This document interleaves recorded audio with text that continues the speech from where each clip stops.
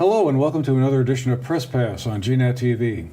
I'm Andrew McKeever, the news director here at GNAT-TV's News Project. It's a pleasure to have you with us today.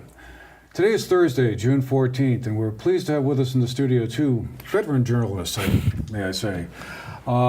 Pleased to welcome back Greg Sukiennik, who is the Vermont Managing Editor for the Bennington Banner, Brattleboro Reformer, and Manchester Journal. Great to be back, Andrew. Good to have you, Greg. And we're pleased to welcome for the first time here at Press Pass, although I'm sure it won't be the last, Makayla McGeeney, who is a freelance writer for the Banner and Manchester Journal. Makayla, thank you for making the time to come up here. Thank you for having me, Andrew. With us. Okay. Well, a lot's been going on the last month or so since we last had an edition of the show here.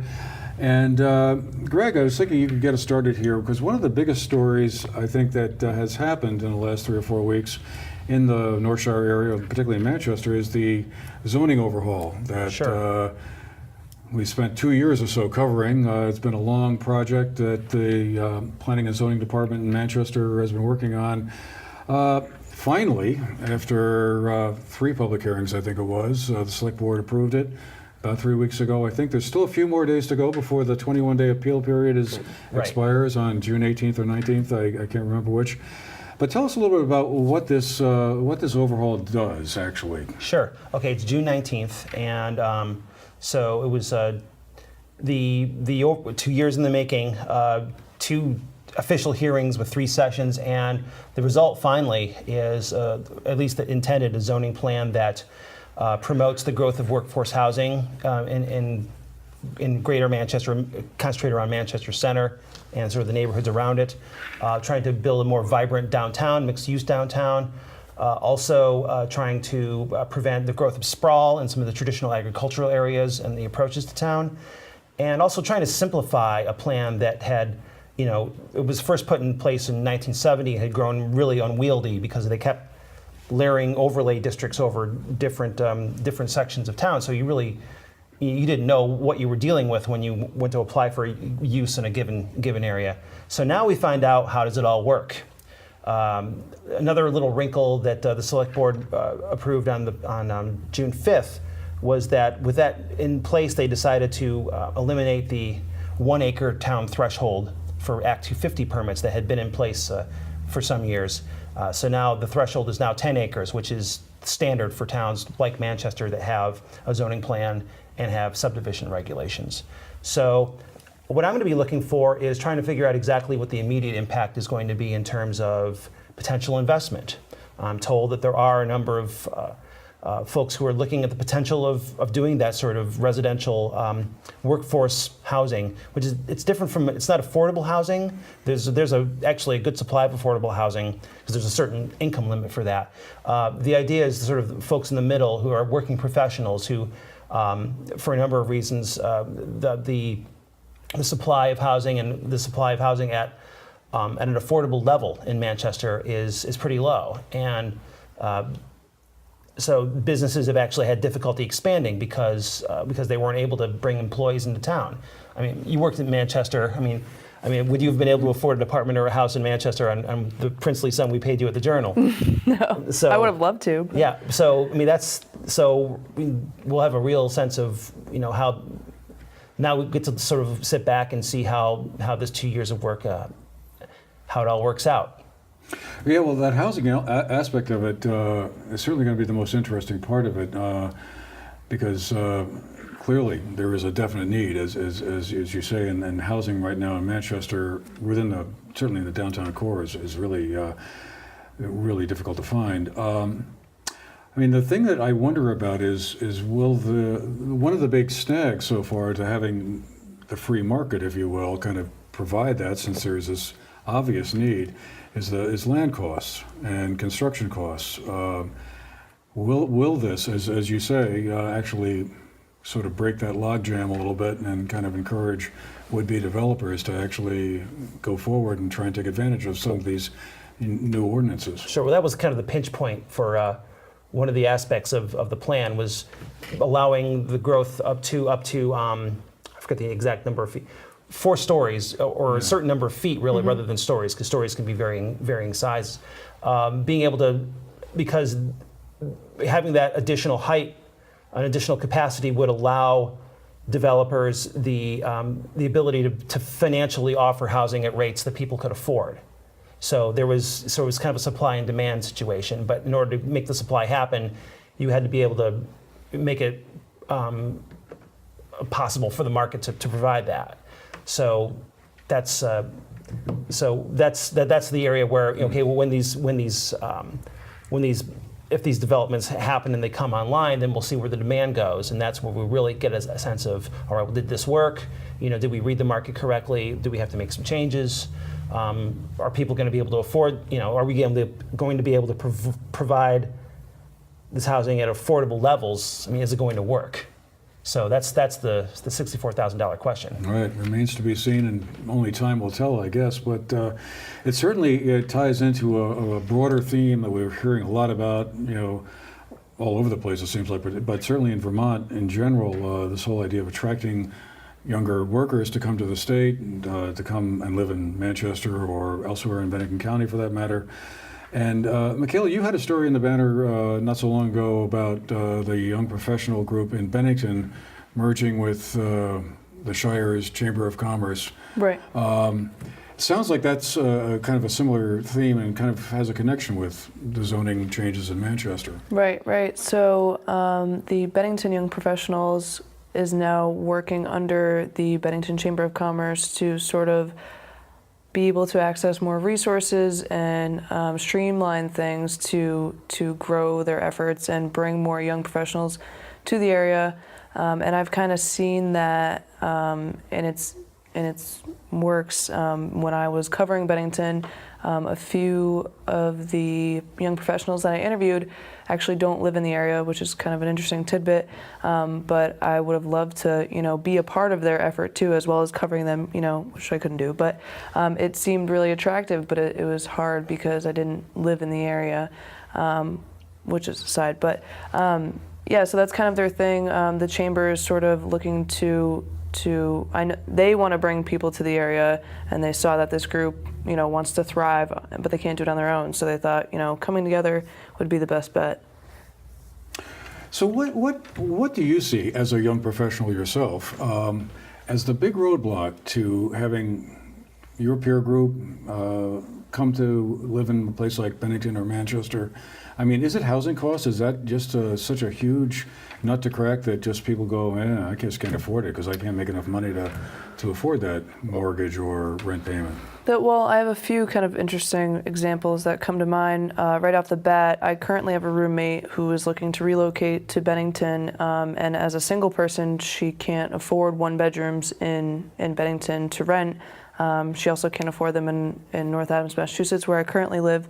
So I'm not really sure. It's actually more expensive in Bennington for one bedrooms than it is in Massachusetts. But I like to look at the area in which I live and see the two different colleges, because I like to see that maybe colleges bring young people to areas. You see Albany, there's plenty of colleges around there and plenty of young people that stay year round. So I like to think maybe it's the immersion of the colleges within the community, but I have seen Southern Vermont College and Bennington College kind of work on that over the past few years. So I'm not going to say that's the reason why, but definitely, I mean, people want things to do, people want places to eat, to drink, they want a social life, so that has a lot to do with it. And I think Bennington has been better with that over the last few years, but that's definitely one of the biggest things is the social part. Well, Manchester's built the zoning ordinance that they passed is also looking at those kinds of mixed-use opportunities in the downtown district to try to build something a little more vibrant that younger people would enjoy. Manchester apparently in the 60s had a nightlife, had a couple nightclubs, and when it was more of a center for skiing. That's what I heard. They're old enough to remember. Yeah, before the skiers were actually staying on the mountains, they were staying in Manchester, and there was that mix of fun things to do. There's a new place that's opened up in downtown in Manchester Center called the Union Underground, and that's apparently they were sort of aimed at trying to draw in that younger demographic. There's also the Billsville concert venue, which I've just found out about recently. So I mean, there are things people are trying to tap into that to get younger folks to come here, because there are some younger folks who they don't necessarily want to be in the city right now. They actually appreciate the experience that comes with living in Vermont, whether that's skiing, hiking, biking, fishing, sort of that outdoor lifestyle and that sort of simpler rural lifestyle. So it's not quite as fussy. So I think that's when the state, obviously they need they need to be able to afford where they're living, and they need to be able to find a job that. And there are available jobs. The question really seems to be, getting over that housing question. That seems to be the big thing in the way. Which is interesting because over the last couple of years, it seems like every time I read about something about this, it was always like, well, the cities are where it's all happening. This is where the excitement is. This is where the creativity is. Where the interesting jobs are and Sure. the high-paying jobs are. So rural areas, not just in Vermont or our corner of Vermont, but really nationwide, we're struggling to kind of retain population because they just weren't exciting places or perceived as exciting places to live any longer. But lately, it seems like there's been a bit of a shift in that. You hear a lot, in San Francisco, for instance, is one where people are just saying, "Hey, we just can't afford to live here if I'm Sure. not working for some social media giant or Google or something like that." And Boston's pulling getting down a that way now, seven-figure too. salary. And New York. I'm out of here. So it's going to be interesting to see if that phenomenon gathers some strength and places like Vermont become more attractive. And it's certainly going to be interesting to see how the governor's stay-to-stay, or the new program, the stay-to-stay program, which offers folks who have a full-time job and are able to work remotely from Vermont, will get a $5,000 in year one, and I think a second $5,000 payment in year two to come here. I think my takeaway in that so far has been that it's probably done more to sort of advertise Vermont than attract a lot of people, because really we're talking about how many people would qualify for that. Sure. Maybe 20 people or so. I saw a couple comments that said, "Well, if you gave me $10,000, I could pay off my debts. I saw that too. And afford to live here." So obviously, there's going to be complaints about any proposal that comes forward that gives money to anybody, but it certainly creates buzz. Yeah. And I've had people that I know say, "Hey, people I know from my past lives and my past jobs and places I've lived ask, hey, what about this?" So who knows? Maybe It's not a terrible thing. it's not a bad idea in terms of just trying to create some buzz and at least try to start building a foundation. The other thing I've seen commented upon about that is how desperate Vermont is. That we are willing to do this program because our population is shrinking and we're the second oldest state in the country, and we're at our wits' end to figure out how to solve the problem. Well, let's start somewhere. I think a lot of people associate Vermont, I know it's not Maine's motto, like the vacation land or whatever that motto is, but they do associate it with a getaway place, so it's kind of hard to sort of shift that viewpoint of, hey, get away, but stay here too, and for young people, that might be a hard sort of mindset to get into. Well, one that has been discussed for a while now, and I'm sure will continue to be discussed, and kind of related to that, it kind of provides a nice little segue into our next topic, because the other aspect, it seems, to how do we attract younger families to come to Vermont is the whole education question. Education, as always, has been much in the news lately. On June 1st, the Agency of Education released a long-awaited report on districts that hadn't been able to merge yet under Act 46 would be finally merged into something. And my sense was that the AOE was going to give some fairly precise directions to those districts that were still outliers, like places like Arlington, Wynn Hall, Sandgate, a few other local districts. There were a few down in Bennington as well. And the report that came out, my reaction anyway, was after reading through it 3 or 4 times, at least the executive summary, not the whole 189-page version of it, was that they kind of said, well, we're going to give you guys another couple of months to figure it out on your own. This was supposed to be the time when the local control piece was going to be resolved, and now the heavy hammer of the state was going to come down and say, okay, you've had your chance, now here's what we're going to do. Sure. That didn't really happen, not in the case of these local districts I just mentioned. Well, I know when I was at the Wynn Hall School Board meeting Tuesday afternoon, those members were surprised. They'd expected, okay, we're going to be told you have to merge with Stratton, you have to merge with Sandgate, we're going to put you here or there. And instead it was, well, you can more or less kind of stay where you are, but the Board of Education might decide something differently, and maybe we might put you in a different SU. Arlington, the same situation. I mean, they've been, walking on eggshells waiting for this. And again, it was, well, we really don't have any place to put you, but then again, we might move your supervisory union. So, I mean, I don't know how much of it has to do with Rebecca Holcomb's resignation right before this, a month and a half before this report came out, or how much of it is since the Agency of Education deciding that they really, would leave this to the board, to decide.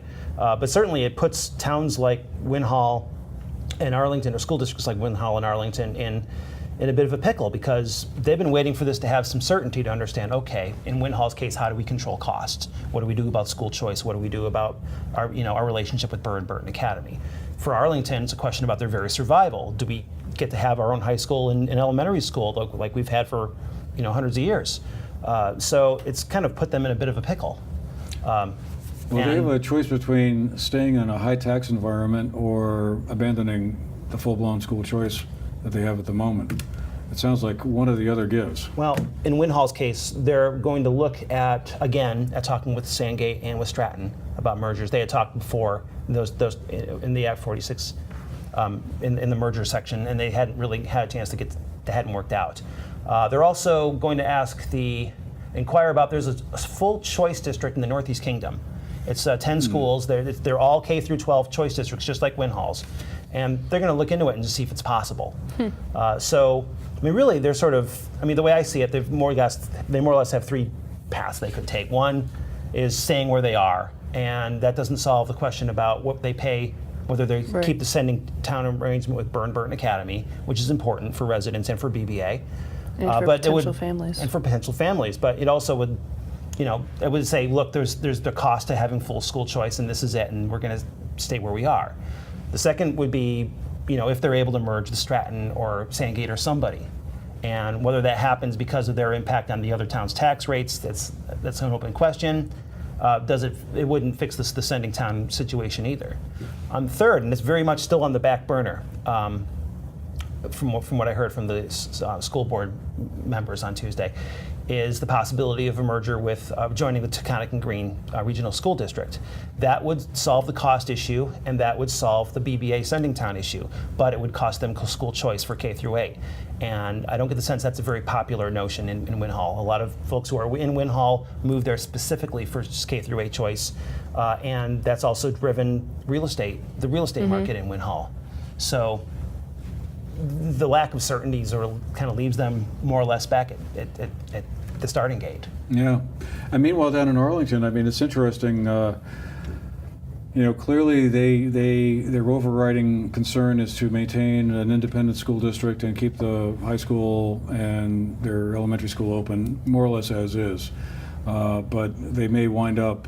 In fact, I'd be surprised if in the long run. I think November 1st or thereabouts is when the final state education agency report is coming out, which will be the last word on all of this, that they will probably wind up dissolving the BVSU, the Battenkill Valley Supervisory Union, and having them come into the Bennington-Rutland Supervisory Union as a standalone district. Well, that's interesting because the BRSU more or less told the state, look, we can't take them on right now. We've built this brand new school district through Act 46. We don't have the capacity to handle this right now. Yeah. And they are working very hard at that. They haven't made a public statement about it, but there's no indication that the SVSU is enthusiastic about taking Arlington on either. And I wonder if both districts sort of feel like that's a way of respecting Arlington's self-determination. Say, look, they're the only K through 12 between here and Rutland. They very much want to remain that way. I mean, I think it's also interesting that the closest hearing for the Board of Education's part of this is going to be in Chester, which is not exactly next door. Yeah, that was surprising. So and disappointing. I was, my opinion, a little disappointed that one wasn't closer. Yeah. I know the Board of Education's held meetings in Manchester before, and they were very well attended. Of course, it was a very passionate issue over the Series 220 2,200 rules that brought people out. But yeah, it's it's kind of, and then the whole notion that we're not going to act, the Agency of Education not acting directly about Arlington, but kicking it over, sort of to a SU, to moving them into a different supervisory union. I mean, it sort of kind of skates around the Act 46 process in a way, and that doesn't, that's strange to me. Well, I think they're both assuming that they'll get that extension that they want, and they won't have to make a final, consolidation or merger until at least 2020 or 2021. Sure. We'll give them time to kind of figure out how to merge the different business systems and special education curriculum questions, so that it's a smooth transition. Yeah. I think all school officials I've talked to on both sides have stressed the fact that what they really want this to do is to have it be a thoughtful, smooth transition where one side or the other isn't left in the lurch or forced to kind of do way more than they're already doing. So It doesn't feel like that's what we got. Yeah. Yeah. Well, we'll see. Certainly something interesting to follow. Shifting gears a little bit, Makayla, I wanted to ask you, as someone who grew up with all of this stuff, unlike me, social media, Facebook, Twitter, et cetera, et cetera, et cetera. 5 or 6 years ago, all of us who were in the journalism field kind of went through this, seemed like we went through this massive transition where the good old days of writing a story out and then having it printed in the paper seemed to go poof almost overnight, it seemed like. And we were thrust into this world where we were getting information out faster, we were posting to the web, we were posting to Facebook, we were doing a lot of stuff that was really quite new. And I guess I just wondered, what is your sense of how all of that's been progressing since those awful days of 2012 or 2013? Social media is now what? Is it so interwoven into how you do your job that it's almost it's almost seamless, or? It can definitely be a tool and something to get you in trouble, as we've seen with Roseanne's recent issue with tweeting in the middle of the night. But I just think with the rapidness of news and information, we're in the information era. Everything's out there, which means it's quicker to respond to things. And I used to say, stop taking my job, like stop doing my job for me, because I would be at an event and live tweeting or live updating, and so would everyone else. So what made me special? But it can be used as a tool in that sense, because now I can grab my story from those highlights and also kind of use other people to sort of grab their opinion through that. So I think there's advantages to it for sure in that sense, but like I said, it can also get you in trouble. And I feel like when I first came on as a journalist, it seemed that other journalists in the spotlight that I looked up to, they seemed like celebrities, and I could never tweet at them, but now I see them responding to Trump's ever so quickly because the president uses Twitter. So it's kind of an interesting transition to see it evolve ever since I came out of college, and it was like, this is a tool, but we're not really sure how to use it. And now it's used a lot more. So there's two sides of it for sure. I actually had an experience with social media and reporting just this past week. I've spent most of the past 2 months in Brattleboro working on some transition for the Brattleboro Reformer. And last Friday, the Brattleboro Reformer was a clue on Jeopardy! Saw that. And so, and the two of the contestants didn't try to answer it. The third guessed Rhode Island, which Brattleboro is not in Rhode Island. So why not try to reach out? I could not find a phone number for him, but I found a couple social media avenues. Reached out to him that way. Say, give me a call. Let's talk about this. I'm writing a column. I'm not gonna beat you up for guessing.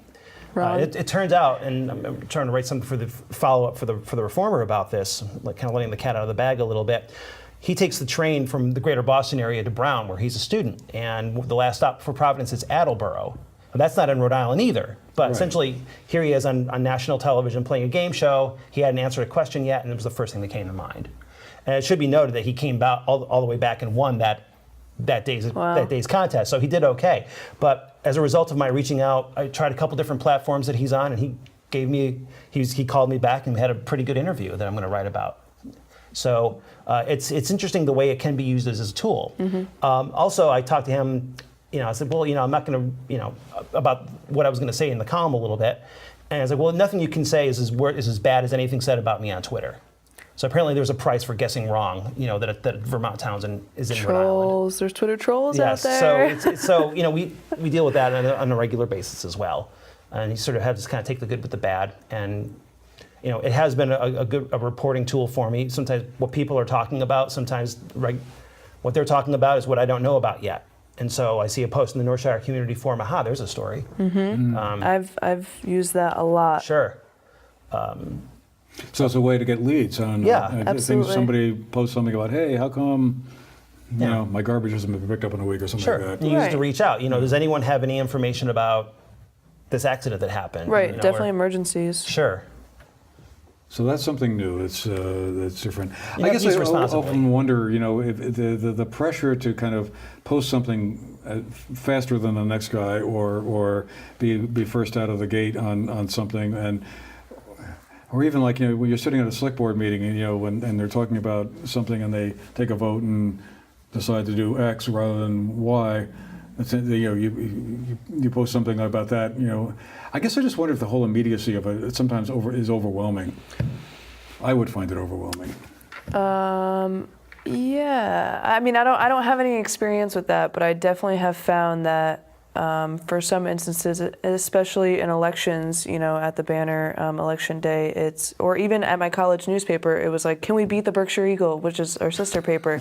And in some cases we did, because we were covering things on campus, and it's not exactly the Eagle's priority to cover college news, but I definitely felt overwhelmed, and it was almost an incentive and a goal too, though, to say, this is what I'm working towards, because it's like, you want to get the information first, and you want to be that person to spread positive and true, maybe not always positive, but true information, because there are, like I said, those other people who act as journalists, and they'll retrieve the information and then just kind of take it and run with it, and I'm sitting here waiting and clarifying facts and saying, no, you're not actually right, so maybe we serve as that second confirmation for some people. Manchester is a little different market than Brattleboro or Bennington in terms of it's a weekly. And so it's not, a more experienced population. So it's not everybody's on Twitter. And so certainly social media as a tool, for reporting news as it happens is big stories, and breaking news more than that.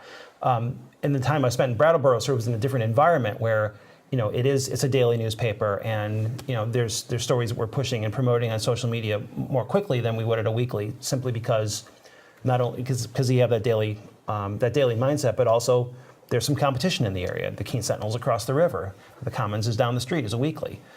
So it's kind of interesting to sort of go back and forth between those environments and see how they affect the way people use social media. Interesting. Yeah, I hadn't really thought about it that way, but you're right. Yeah.